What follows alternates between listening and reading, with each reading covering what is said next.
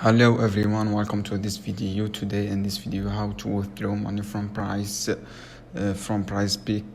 to PayPal your account and using your credentials lock section on the Prizepicks platform related to withdraw pivot account balance. Within the withdraw or pivot section, you should see various withdrawal method and choose PayPal if it is available. If you have linked your PayPal account, Prizepicks, you may need to provide the necessary information to link the account, specify the amount you want to withdraw for your account. PayPal account follow on screen.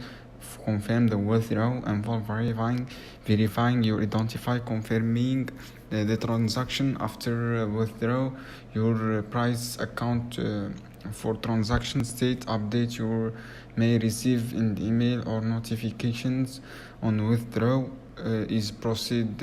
Once withdraw complete, check your PayPal account, confirm that funds have been transferred. You found this helpful guys video, subscribe to my channel.